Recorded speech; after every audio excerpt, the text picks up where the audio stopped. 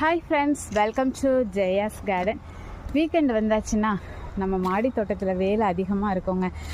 வேலையை அப்போவே ஆரம்பிச்சிட்டேன் 1 ஹவராக.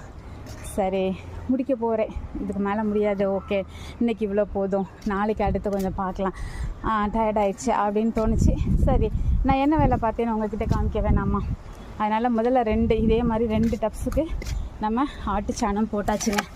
இப்போ இது 3ஆவது டப்ஸுங்க. அங்கேருந்து தூக்க முடியல, நான் கீழேருந்து மேலே தூக்கிட்டு வந்துட்டேன். அதுக்கப்புறம் இங்கே வரும்போது தூக்க முடியல. ஸோ அதனால் சரி அப்படின்னு சொல்லிட்டு இது எல்லாமே போட்டாச்சு.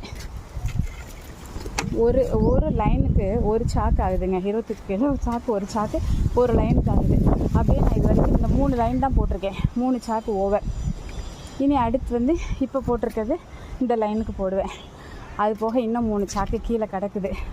ஸோ நம்ம 6 சாக்கு வாங்கினாலுமே முழுக்க போடுறதுக்கு 6 சாக்கு பத்துறதில்லை. ஏன்னா இப்போ செடிகள் அதிகமாகிடுச்சு பார்த்தீங்களா. ஸோ இப்போ இந்த எவ்வளோ இருக்குதோ அதை எவ்வளோ செடிகளுக்கு போடுறோன்னோ போட்டுட்டு அடுத்த இன்னும் ஒரு 1 வீக்கில் கேட்டு வாங்கினோம் அப்படின்னா அதுக்கு அடுத்த ரவுண்டு போட ஆரம்பிக்கணுங்க.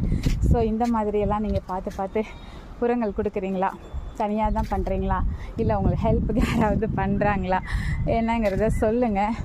நிறைய பேர் கேட்குறாங்க, எதுக்கு இவ்வளோ கஷ்டப்பட்டு இத்தனை வேலை பார்த்து சும்மா ரெஸ்ட் எடுத்துகிட்டு கடையில் வாங்கி சாப்பிட்டுட்டு போக வேண்டியது தானே, எதுக்காக இவ்வளோ கஷ்டப்படணும்?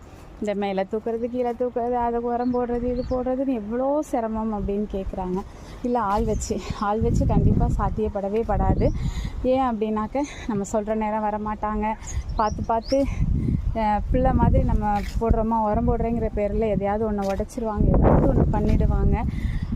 அது ஒன்று. 2வது, ஏன் இவ்வளோ கஷ்டப்படுறோம் அப்படின்னா, எல்லாரும் ஆரோக்கியமாக நஞ்சில்லாத காய்கறிகளை நம்மளும் நம்ம குடும்பமும் சாப்பிடணும், அதை மற்றவங்களுக்கு ஸ்ப்ரெட் பண்ணணும் அப்படிங்கிற ஒரு பெரிய நோக்கம் தானே தவிர அது ஒரு நல்ல எக்ஸசைஸு.